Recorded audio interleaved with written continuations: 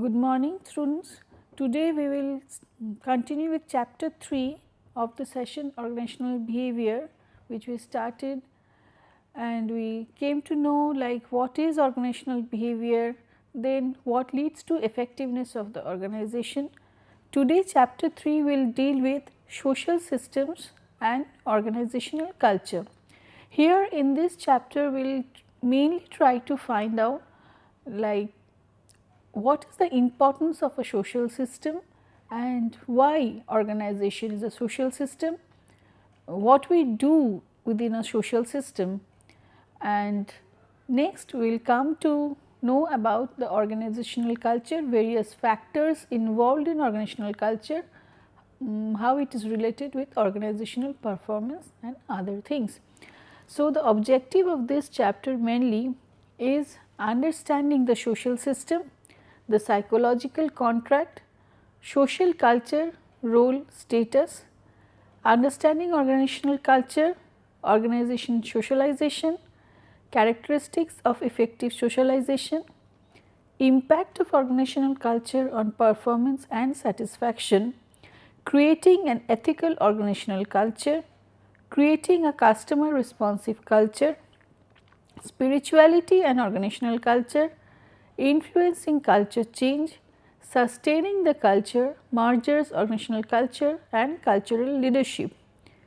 So, this whole lecture will be spread through 2 hours, and in the first hour we will cover till the status of the organization, and in the next lecture we will continue with understanding organizational culture and topics thereafter. So, to start with, we will try to understand what is a social system. Social system is nothing but it is a complex set of human relationships which are interacting in many ways. If we come to understand in a social system, there are a number of people as people enters the organization, it is a number of people, they come together with their own abilities, personality pattern, their value system, their attitudes, their inherent inbuilt ideas about themselves, and they come and interact with other people. With this predetermined setup, two people come and interact and they exchange their views. As a result, what happens? A group formation happens.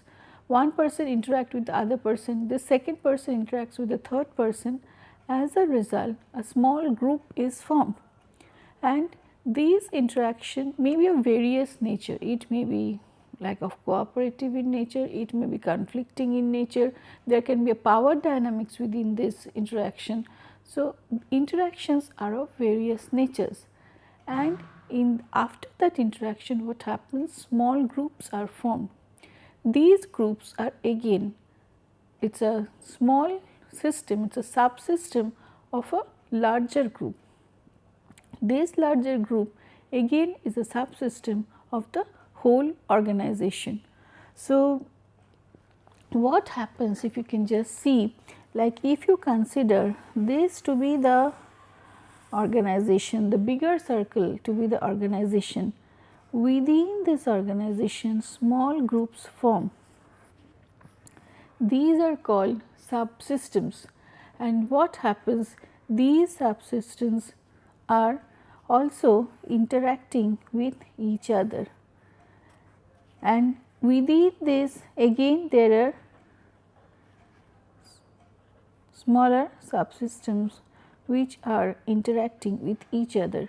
This whole interactions, this whole pattern of interactions, what happens one from the other, this effect on this as a larger group has an effect on the external environment has an effect on this subsystem or the system which we call over here as the organization,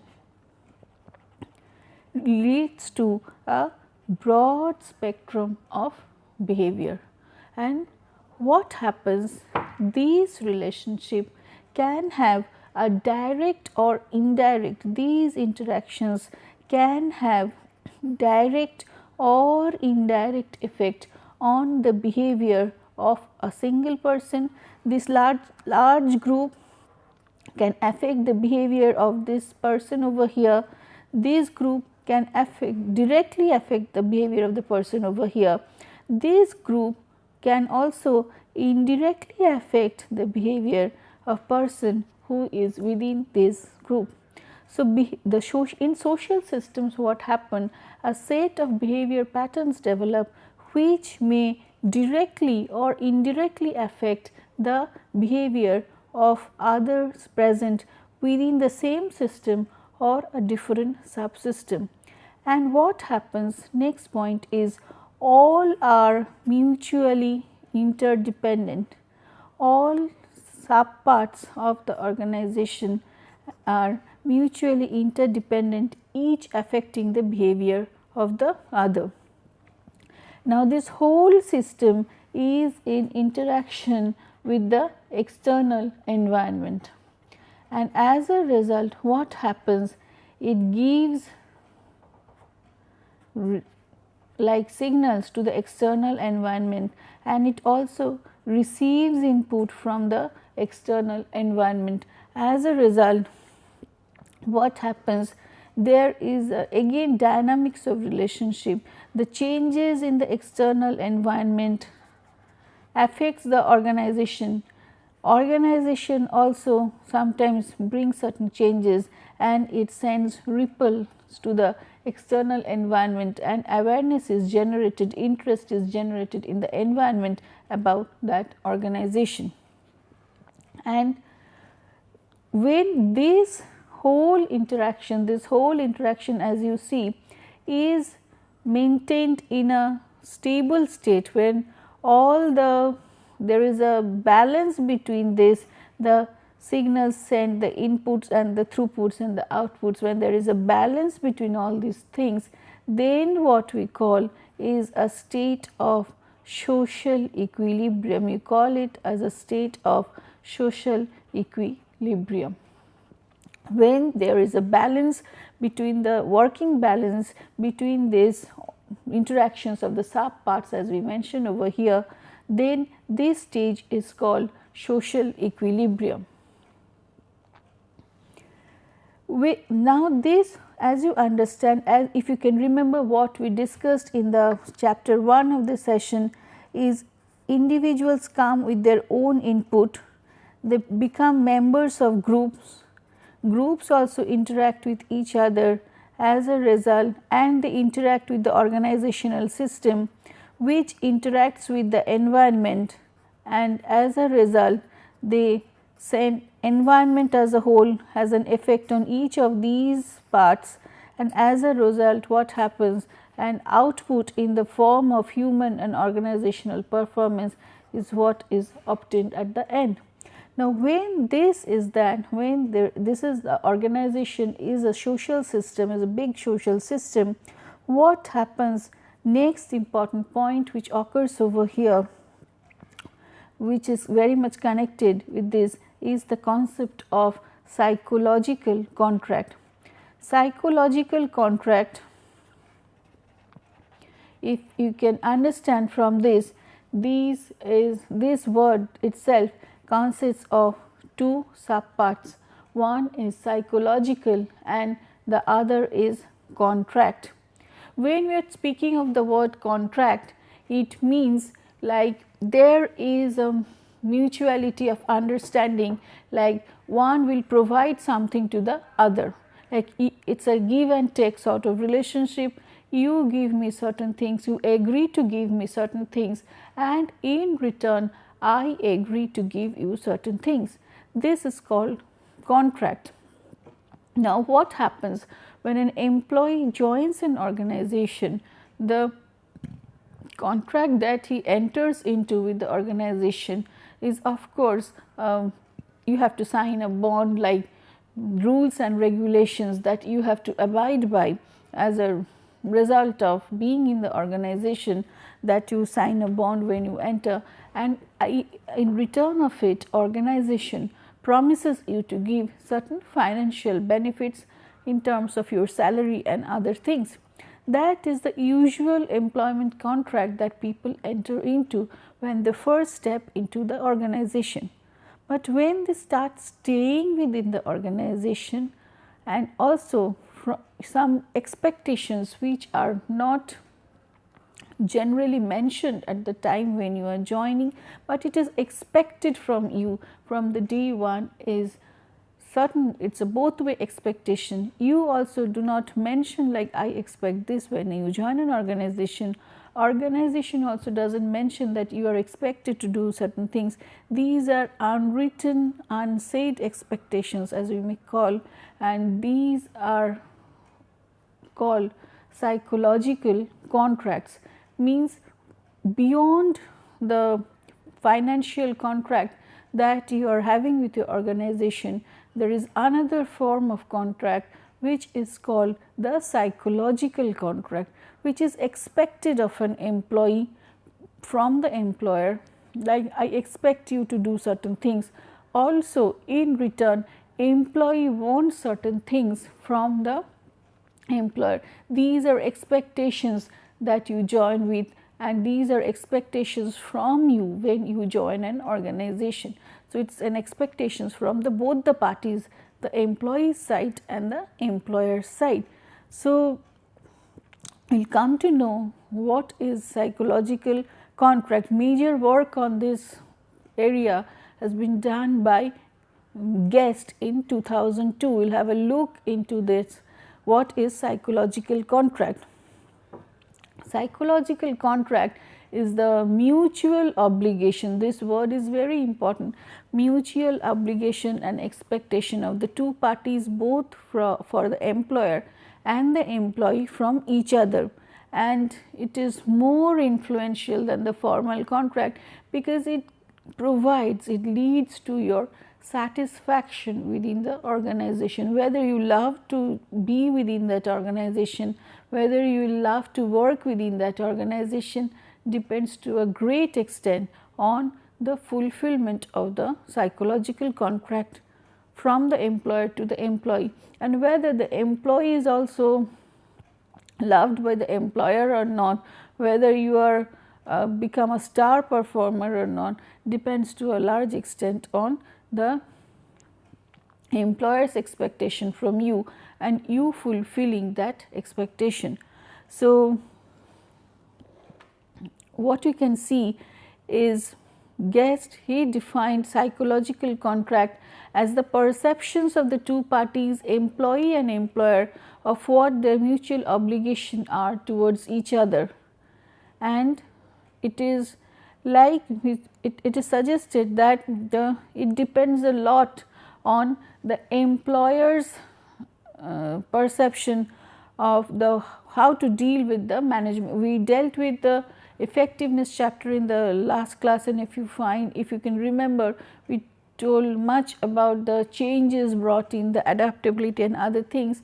So, it depends to a large extent on the management practices adopted by the organization to make the environment of the organization the more like where employees can perform well, more employee friendly.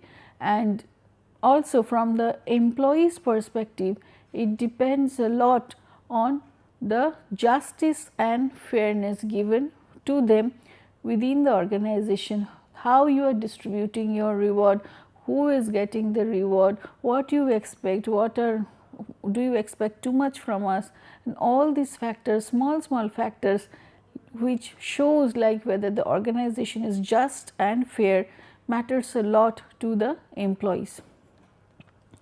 And when the psychological contract is positive, it leads to better commitment and satisfaction on the part of the employees, and it leads to positive business performance. We will now have a look into the different kinds of commitment, and if you can see like on the employee's promise to work hard to uphold company reputation, maintain high levels of attendance and punctuality, show loyalty to the organizations, work extra hours when required, develop new skills and update old ones, be flexible by taking on a colleague's work, maybe it's for example, be courteous to clients and colleagues, be honest, come up with new ideas. These are what employers expect of the employees and they promise to do so. Next is employers promise to provide pay commensurate with performance, opportunities for training and development, opportunities for promotion, recognition for innovation or new idea, feedback on performance, in providing the employees with interesting tasks, an attractive benefits package, respectful treatment, reasonable job security, a pleasant and safe work environment. Now, of all these things which is listed on the right hand side, where employers promise to provide, now with the changing time, some of these things, especially reasonable job security, with the changing nature of the job, with the changing demands, this reasonable job security is what maybe employers cannot provide, and also with the changing nature of the employees, this is what they do not want also. As a result, the concept of psychological contract has also evolved, like it has undergone some change from what we call the traditional concept of psychological contract to the present time when we are dealing with the concept of psychological contract, and it has like undergone some changes. And now what we deal with mainly is, first is very important, like employability. So, as job security cannot be guaranteed due to the changing nature of the job, changing demands of the situation, because we are now in a globalized atmosphere. So, what as employers cannot provide job security per se, what they can look into is developing the employability of the employee, means developing a portfolio of skills, knowledge, competencies which will make them more marketable. Like, so it is a focus on human resource development, training you and upgrading your skills, so that even if I cannot employ you due to various reasons, but you are well equipped to find any other job in the marketplace according to your like skill set that you have, the competencies that you have. Next is what is called a career. Now, when we are talking of career and a career ladder, promotions, and what happens is that in organizations, due to delayering, due to flattening of the organization, as there are not too many of hierarchies present, the concept of ladder is changing, and in a flattened organization what happens is, you maybe promotions cannot be based on it, the path of promotion is not very smooth, or you do not get that fast promotions because there are not too many hierarchies. So, what employers maybe can look into is like job enrichment and enlargement concepts, and in that case what happens, like you have to look into while recruiting employees, like what is the need of the employee. We will focus more on this in the forthcoming chapters, when we come to know like there are different types of employees according to their personality pattern, and which or what is the nature of that employee which is going to suit my organization properly. If I cannot provide good career ladder as per the expectation. If a person has very high expectation and I cannot provide that to the employee, then later on maybe that person will become very dissatisfied with joining that organization. So, I have to find out what motivates that person, what that person is seeking from the organization in terms of career when that person is joining the organization, and this comes under the purview of career development and management. And when you are talking of work life balance, it is an important link, like people want now to distribute time between their family and their workplace, and if the organization allows you to do that thing, the structure of the organization, the policies that are present in the organization allows you to distribute your time properly between and keep a balance between your work life and your family life, people get more satisfaction from it, and it strengthens the psychological contract, because you as an organization is helping the employee to maintain a balance, to become a holistic employee. So, a holistic person. So, that is very important. An employee is not just an employee, he has or she has other identities also, as a family person, as a person of a society, member of certain other interest groups. Now, the organization which helps the person to balance all these identities, to maintain a balance between all these roles, then what happens? The person develops a positive feeling for the organization. As a result, psychological contract strengthens. And for organizational strategy planning, psychological contract may have many implications, like one major implication is for the process fairness. This is one of the important issues, like it is very important how you are doing your things.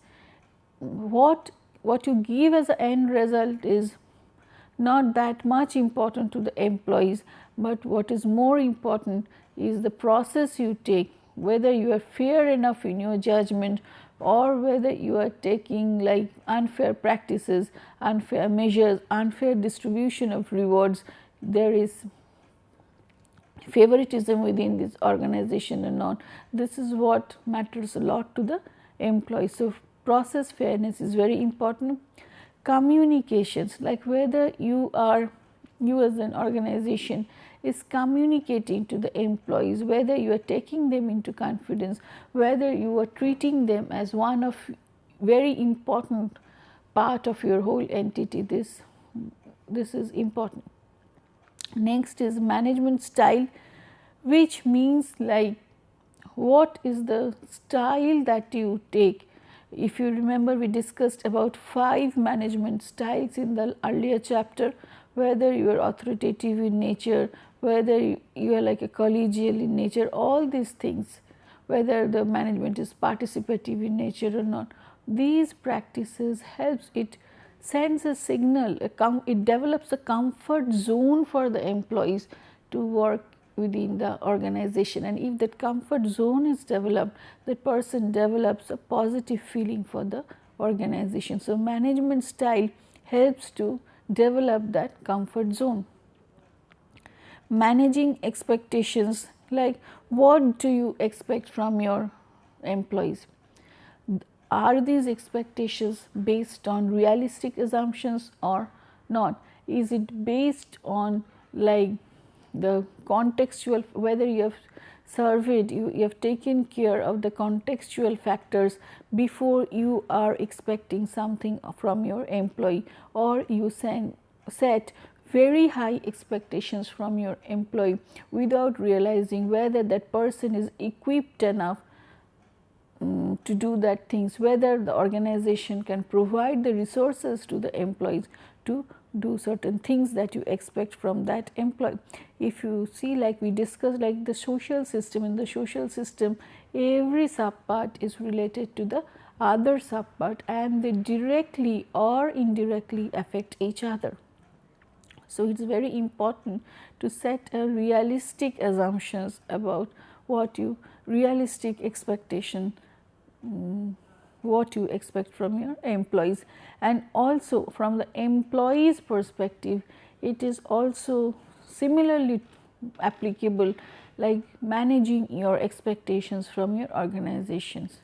Like if organization A is providing its employees with certain things, it is not always true like organization B where you are working can provide you with the similar things, because this organization has its own goals, it has its own constraints, it has its own environmental challenges with which it can meet certain parts of your expectations and may not be equipped enough to meet certain parts of your expectations, and you have to scale your expectations from the organization accordingly if you want to be with that same organization. Measuring employee attitudes is also important, because psychological contract helps you to understand whether that person will be committed to that. It is an important factor for commitment, job satisfaction, job involvement, and also leading to behavioral patterns like employee engagement and organizational citizenship behavior. So, these are important factors which are connected to each other, from like each of these concepts are connected to each other, and it may lead to major decisions regarding how to change employee attitudes.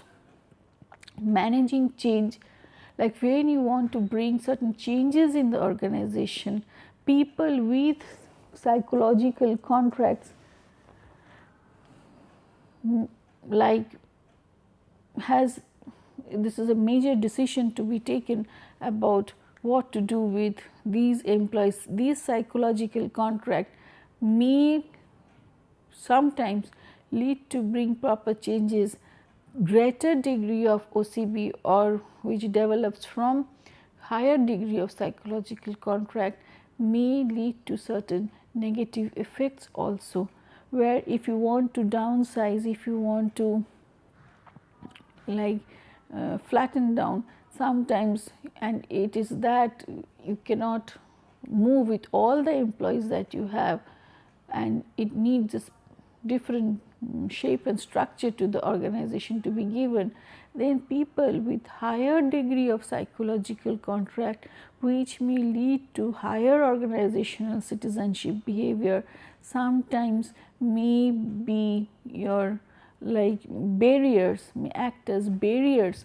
to bring in newer changes for the organization, and accordingly you have to handle these issues like how to bring in these changes, because greater psychological contract with the organization, higher degree sometimes generates a feeling of ownership in the employees,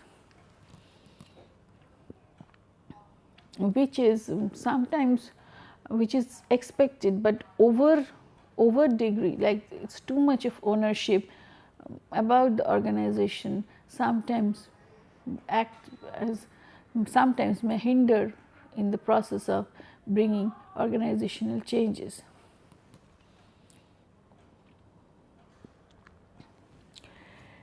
With this we move on to the concept of cultural diversity, which is another important factor. Like within the when we discussed organization as a social system, one of the major thing was the discussion about psychological contract. Now the next important issue is of course about cultural diversity. Cultural diversity, why this is an important issue? Why now we are more concerned with this? Because what happens, the nature of the organization itself is changing. When it is functioning in a global environment, what happens, we are getting different inputs from different nations, means in different nations where we are going to establishing our organizations, and what happens, the national cultures vary. National cultures vary, as a result sets of values, expectations vary. People from different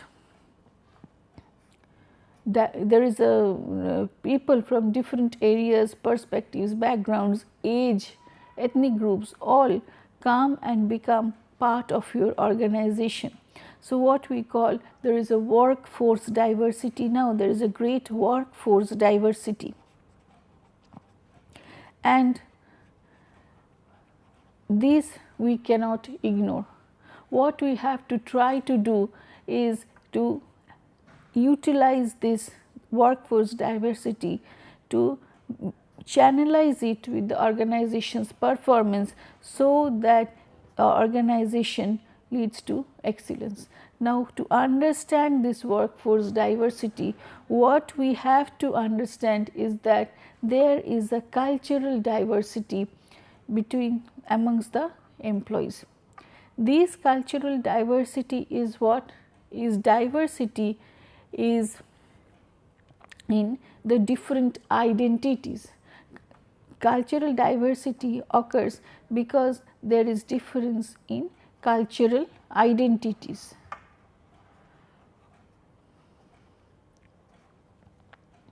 Now, what are these cultural identities is like people come from different backgrounds, like they belong to different social class, gender wise they are different,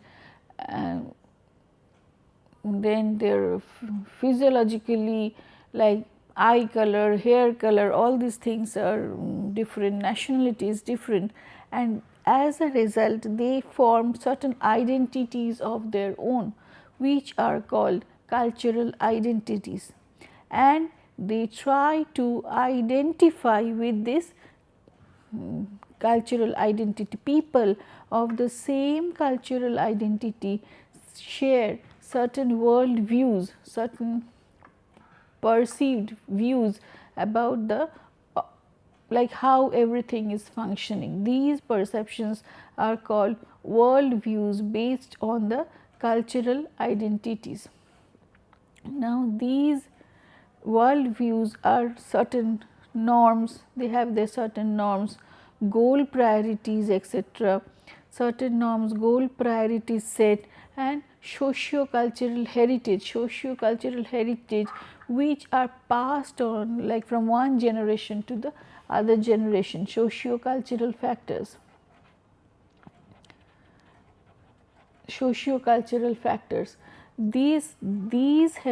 All these things lead to cultural identities, and people identify to different degrees with these cultural identities.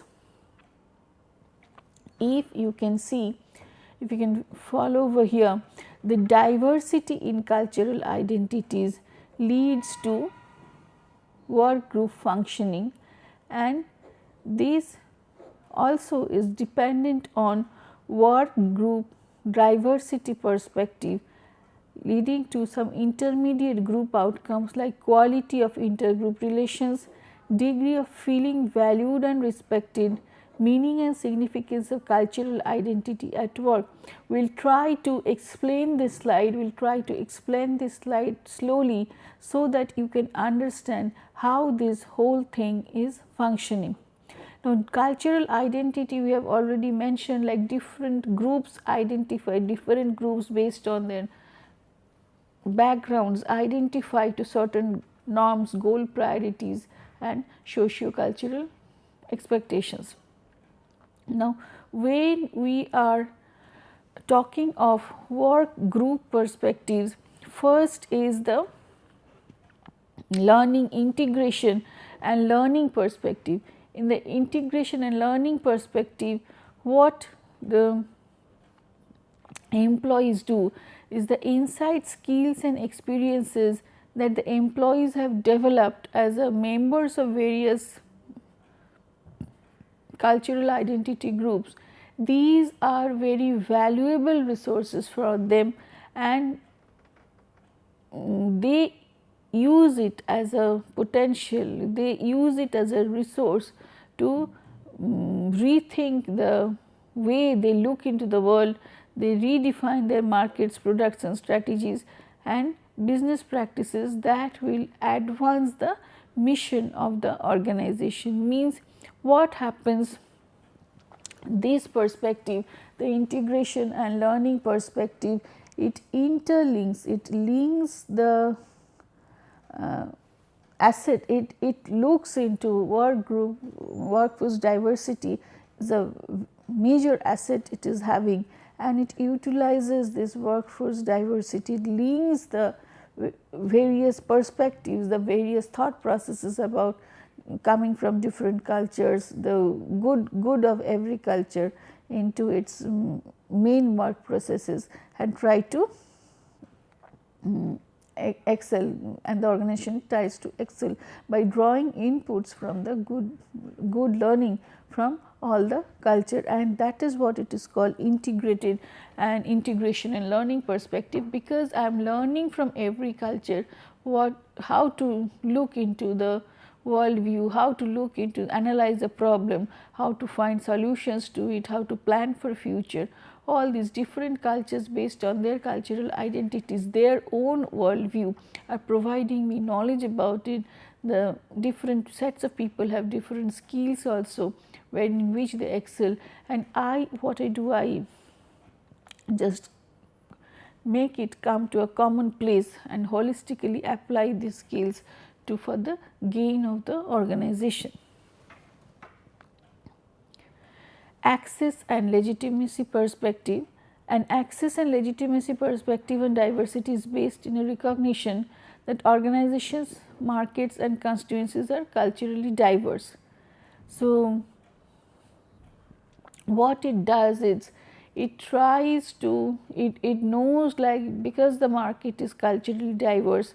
So, what I do is I just have a cultural diversity, workforce diversity, not because I consider it as a resource, important resource which will help me to grow and excel from within, but because keeping this diversity will help me to connect with a diverse market. And what I do not do, I do not incorporate the cultural competencies of that I get from different backgrounds due to workforce diversity into the main system of the organization. I maintain a workforce diversity just to gain access into different market setups, because if the market sees like, okay, my people are over there, so some soft corner is developed and maybe I get access into that market, but I do not integrate these people into my main system. Discrimination and fairness perspective. It's characterized by a belief in a culturally diverse workforce as a moral imperative to ensure justice and fair treatment to all members of society. So, it is again, I want to appear to be a fair organization, I want to appear to be an equal opportunity organization, I want to pose like that. So, I am just keeping a diverse workforce, I am maintaining a balance. So, and there is no link with what I want to. I am not integrating these people, neither I am utilizing them for getting access into the market, nor I am trying to integrate them into the main system of the organization. I am just keeping this maintaining this diversity because I want to appear to be a fair and just organization.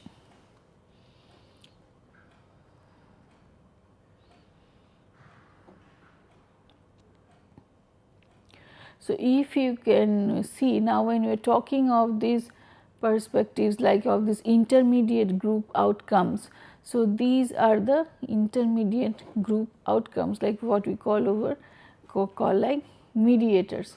So, here what happens, quality of intergroup relations are when I am trying to integrate all the different viewpoints together, conflict, conflict appears, conflict is there, you cannot deny that the organization there is no conflict.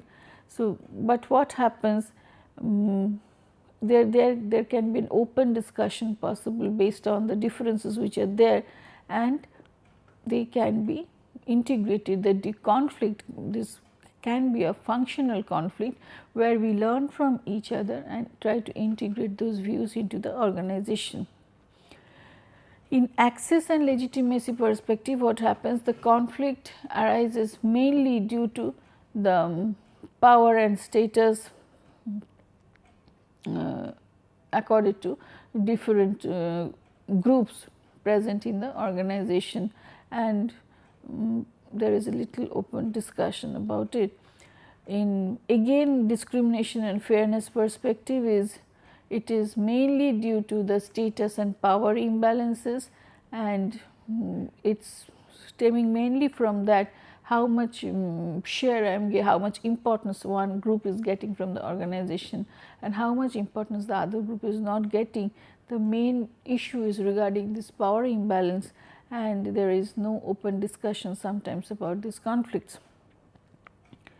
Being fully valued and respected, when you are talking of integration and learning, all the employees feel they are valued and respected because they are important contributors to the organization. Their competence is valued by the organization. Then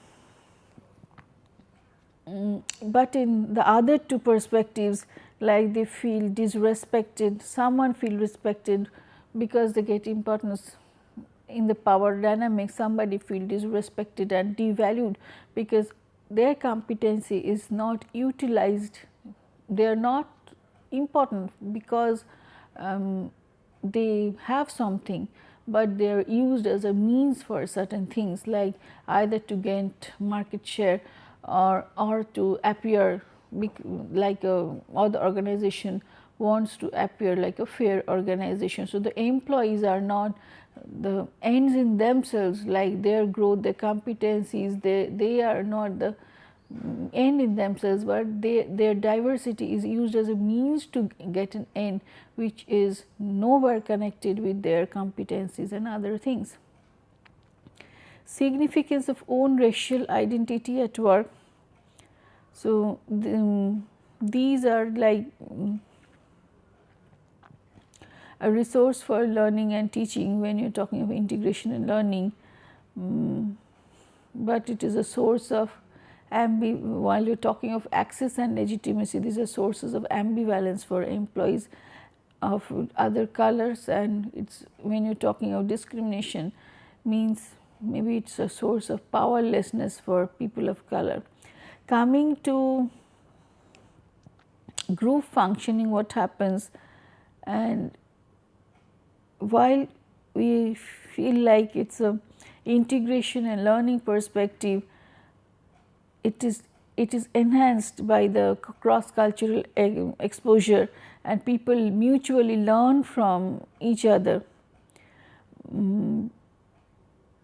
But in other two things, while we are discussing access and legitimacy or discrimination and fairness, if you see like group functioning is enhanced by increase in access and legitimacy, or in other case it is inhibited by low morale of the employees, like because in these two types of organizations are not able to utilize the skill, the competencies of the employees for like integrating them into the main system of the organization, and somewhere there remains a weak link, they remain a weak link with the main system of the organization.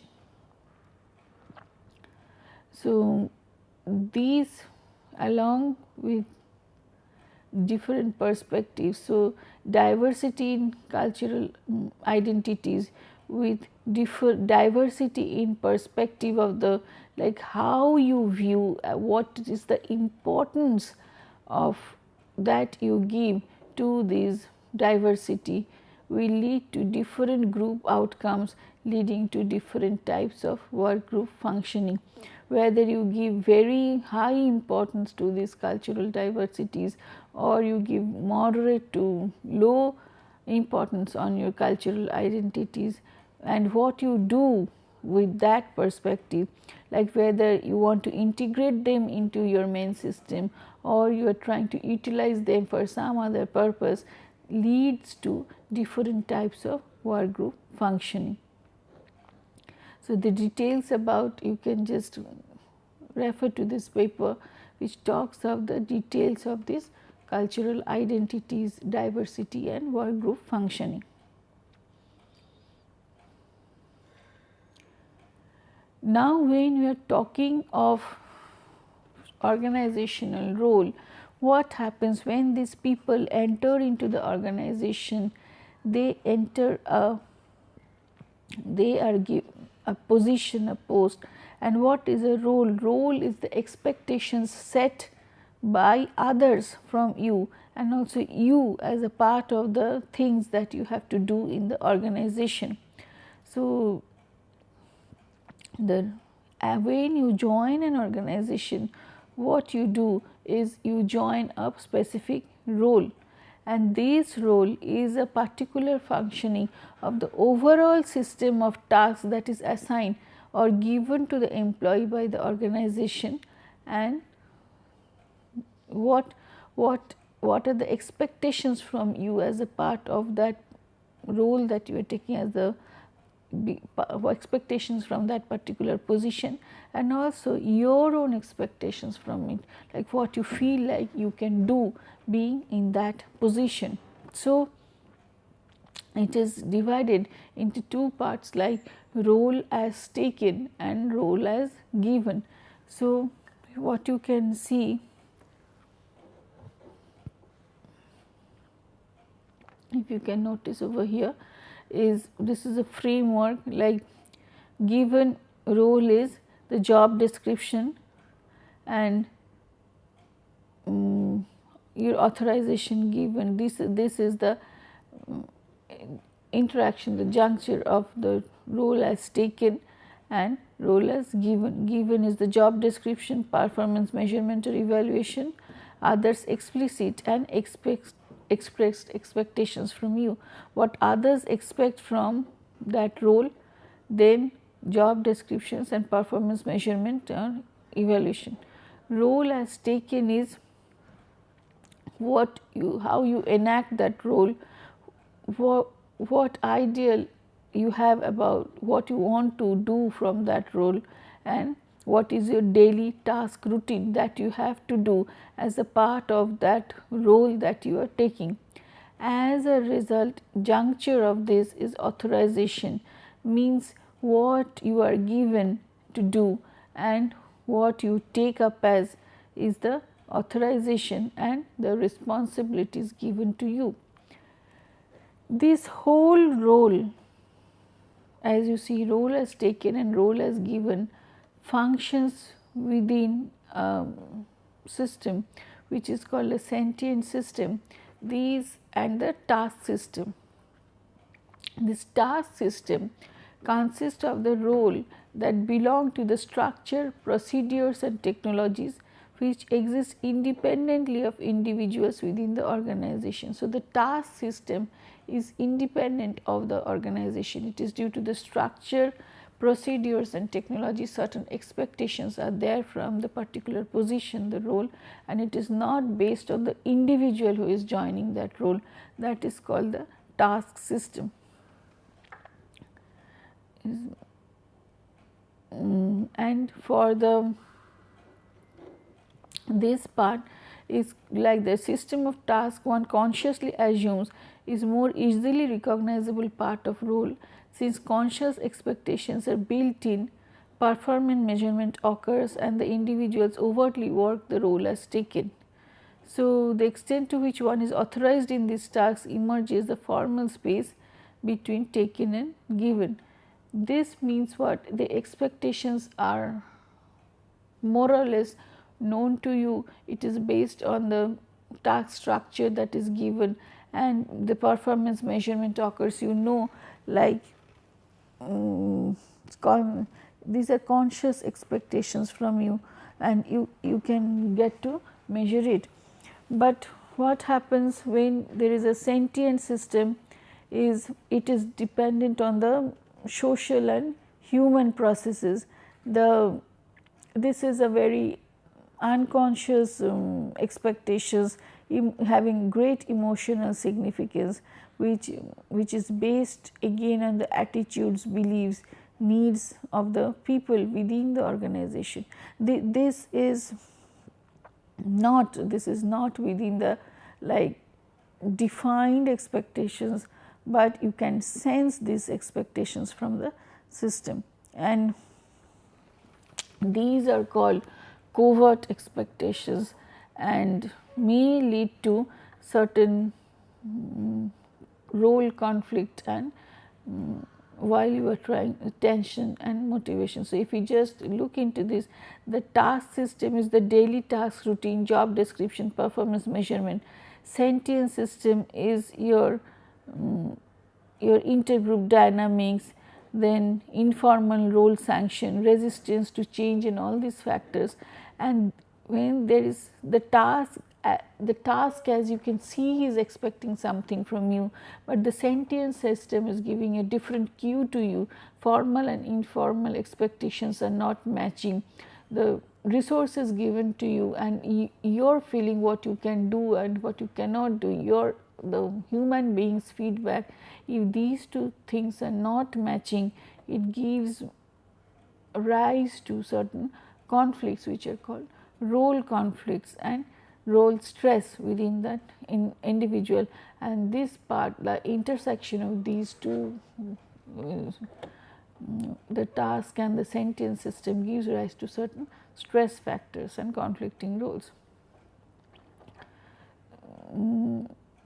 Now, the productivity in the role is linked with how this role as taken and role as given and this task system and sentient system are well balanced with each other. So, this is, if you see that role enactment and role conflict, how this is getting balanced. If role as taken and the less the distance between role as taken, role as given, task system and sentient system, the more is the productivity, because people can manage their roles well. When we are coming to status, this is another important thing when people are interacting in the social dynamics, whether everybody is in the same platform or there is somewhere you find like somebody is higher in power structure and somebody is lower in power structure, and this is due to, this is called the social rank, and which we call by status, and it is status is the mark of the honor, the amount of recognition, esteem and acceptance given to the other person. It depends on this. See, suppose this is the person and this person is giving a cues, like everybody is trying to look up into this person for certain help, then obviously this person enjoys a higher social status than these people based on his expertise to meet the needs of these other people. So, these things,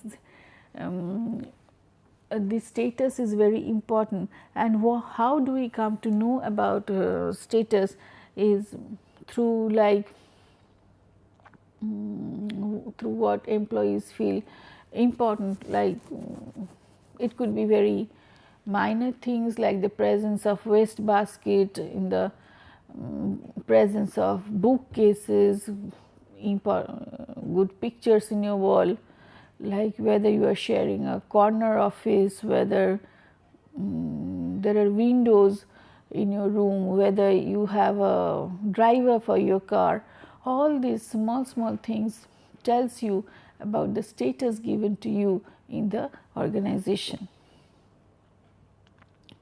like whether you have certain facilities like computers, and whether what is the dress that you wear, and what is the job title that you are having in your organization, and what all memberships you are sharing in the organization, like you are member of so many positions. All these signify status that you have in the organization, and whether you have a secretary or not.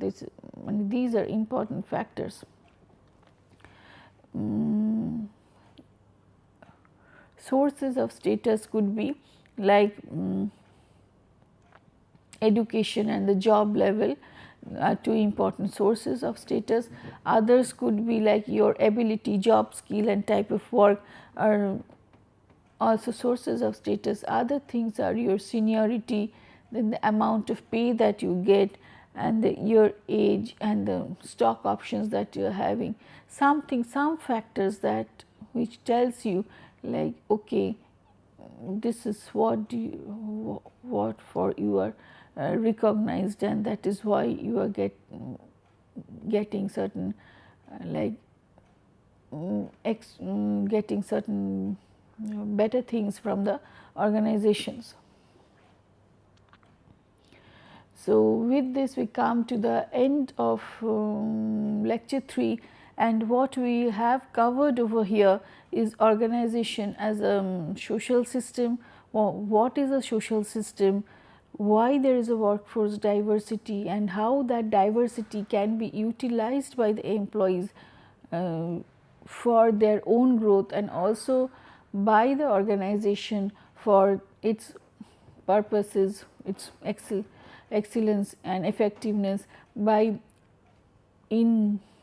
utilizing it for utilizing the good part, learning from them for the different cultures, and trying to utilize those things, those competencies in their main functioning, or they are just utilized because they are provided as a means to certain ends, and whether the workforce diversity is maintained just to appear like a just organization or not, and how these affects the functioning.